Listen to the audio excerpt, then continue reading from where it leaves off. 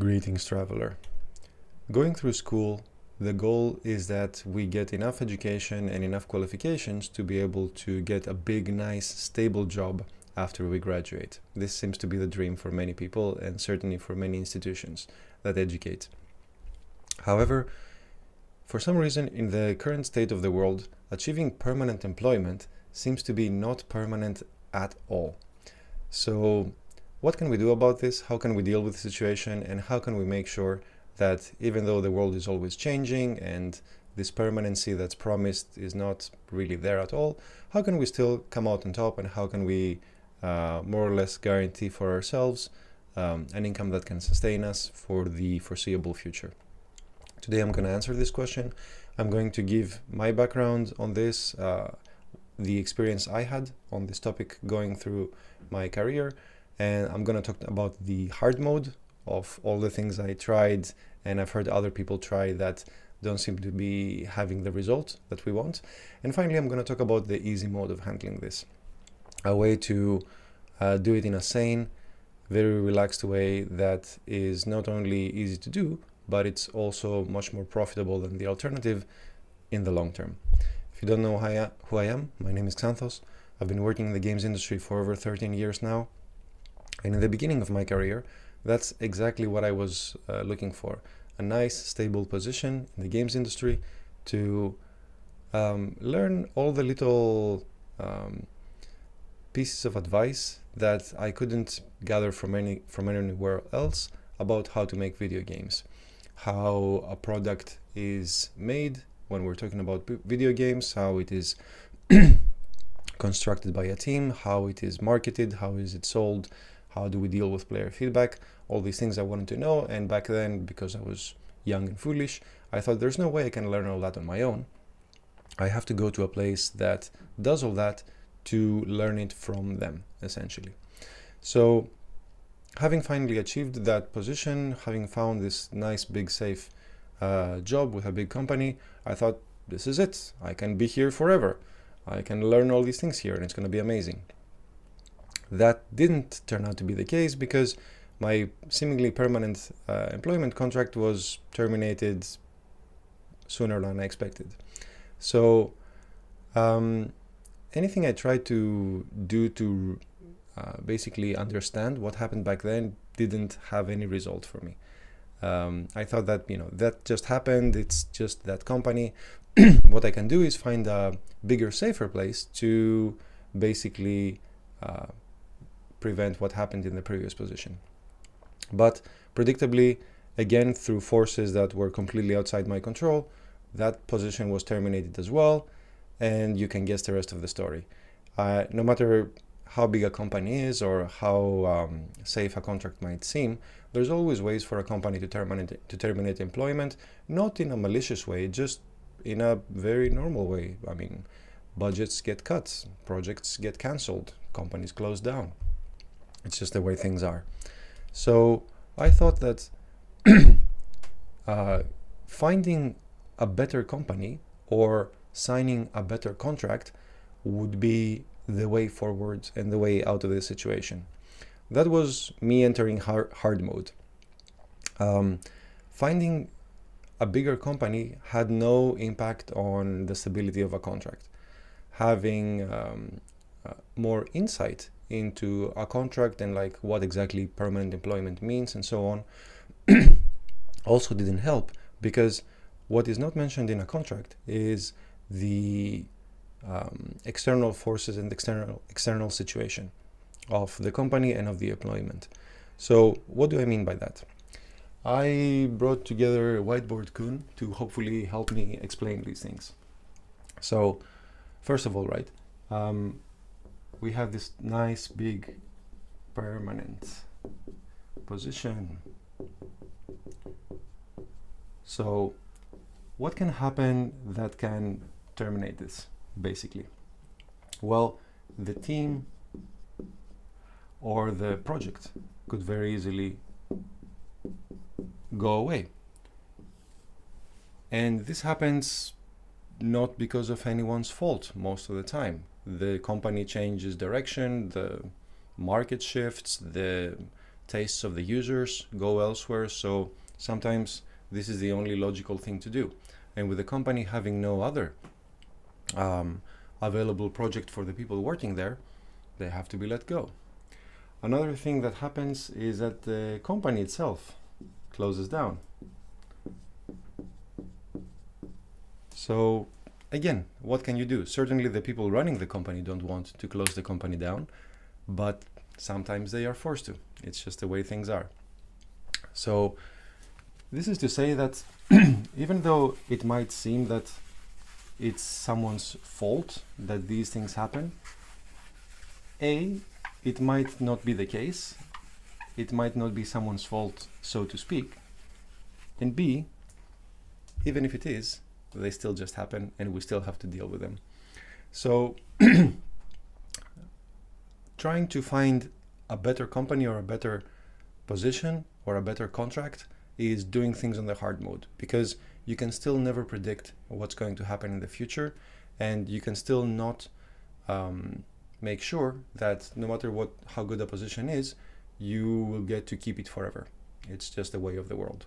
So what I want to do is talk about the easy mode of dealing with this and talk about it from two perspectives. So the perspective I want to talk about first is from the employee's perspective. So forgive my very beautiful handwriting. That means that when you are an employee somewhere, what can you do to make sure that you get to keep your permanent position, or at least be safe for the foreseeable future, right?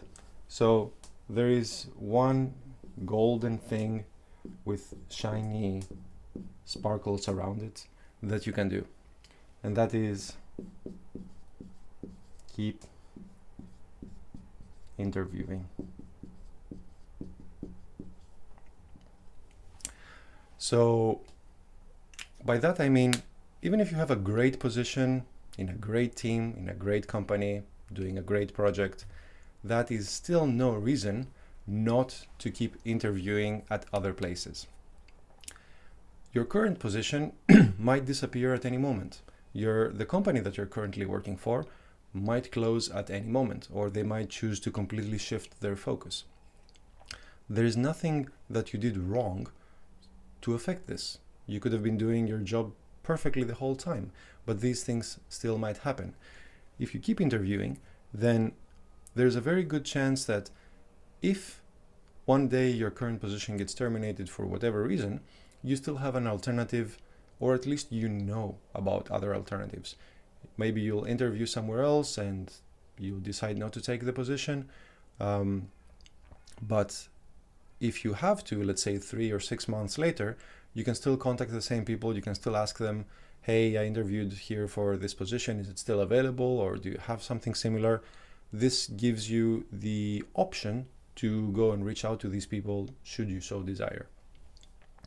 Also, by keeping interviewing at other places, you might actually find a better place than the one you're working for. So you might think that there's nothing wrong with your current position, but what's wrong with finding an even better one that perhaps is more exciting, or it pays better, or it has better commuting, circumstances. So assuming that this place is out there and it's available, why not know about it, and why not have the option to go for it if that's what you want? So that's for the interviewing part. And I mentioned this because a lot of people, including myself earlier in my career, would get so complacent in the current position. We would think that there's nothing wrong here. I still have to worry about my day-to-day tasks. Why would I stop all that? And why would I go on this crazy search of other positions, other companies, when everything about my current position is just fine? Well, that is the reason why. One day it might stop being fine, and another you might find something so much better that will make you question if staying in the same place all this time had any meaning. The other thing I want to talk about is, let me make a better A, what I would recommend and what I have done from the position of the freelancer. And you're thinking now, wait a minute, I thought we were talking about permanent employment in companies. Yes, but if you have the skills to do that, then you most certainly have the skills to be doing exactly the same thing as a freelancer. So let's say you're a game designer or an artist or an engineer, and you want to have more security going forward. You want to have more control over the projects you do, over the payment you receive, the time frames, and so on. Freelancing is an option. And if you don't know what freelancing is, then freelancing simply means that you do not work at any particular company. You work as an individual or for your own company, and you take outsourcing contracts from companies. So let's say that there's a company out there that needs to create this very beautiful key art for their project, but they don't have any people there that need to that can provide this very beautiful key art. It doesn't make sense for them to hire a full-time person for this one piece of art that they need. So often they might ask somebody outside the company to do just this one project for them, this one asset. So the people who undertake this work sometimes are called freelancers. So how does this tie back to being an employee and wanting the security of a permanent position? Well, having done it for a while, I can tell you that this is what it looks like if you're actually going after these projects from other companies. So if we assume that this is time, and this is Q1 in a year and Q2 and so on, then what the permanent employee workload looks like is like this. There's this constant stream of work that comes to you. But if you're a freelancer, then the work that you get often looks like this. There's one project and it stops, but before it stops, you get another project. And in the meantime, another project also starts, and then you have a gap, and there's another project that starts here. So it's very fragmented, but you have a greater amount of control over this process because you choose how many companies to approach, how many friends of yours that already work in game companies like that you can talk to and ask if they need any help with anything, if they have any projects that they could outsource to you. And the effect that this has is that depending on how much you want to go after these contracts and how much money you would get for each one of these contracts, you could have literally any amount of parallel little projects going on. And of course, this has a great effect if you're thinking about the money you can get for all these projects. Of course, this is where people hire assistants and so on because it makes sense money-wise. But other than the money benefit, I want to talk about the stability benefit. So you're thinking, well, this line here looks way more stable than this madness here. That's true, but here's the interesting part. If, let's say, we compare these two, we see that over time, both of these versions get enough money, right? There's the stable income here, and there's the fragmented but greater income coming from here. Now, if one day the permanent position stops, then this is where all the money flow stops, and there's no other line to provide anything. But here, let's say, for example, that for some reason this little line gets cancelled and this little line gets cancelled, then it's not really such a big problem because there's still all these other lines going on that still provide an income. And even if you're in a situation, for example, like this, where you have this gap here of no actual employment, that's completely not a problem because you have the income from all this period here to sustain you while going through this no work period before you find another project. And for a permanent employee somewhere or an employee at a company somewhere, having this gap here before the next thing begins is very troublesome because your life adjusts basically to this kind of income. And when this situation happens, your life is greatly disrupted. But for the freelancer, you have all this extra income coming from all the different projects that you did in the past. And this gap here is super valuable and super helpful because it gives you all the time in the world to hit up your old contacts, ask them what they're doing nowadays, ask them what their companies are into, give you a little break between projects, and basically allow you to focus more of your time into getting contracts, which will of course mean you'll have lots of these extra lines going out in the future. So hopefully this kind of summarizes how both employees at companies and freelancers or contractors can take advantage of this structure to be more stable in the future, have a more smooth life, and have more opportunities than our day-to-day work at a big brooding company would lead us to believe. Anyway, I hope that's helpful to you. If this just helps one person out there, I'll be super stoked. If you have questions about this process or how to set up your life to be able to support this better, I would be happy to answer what I can.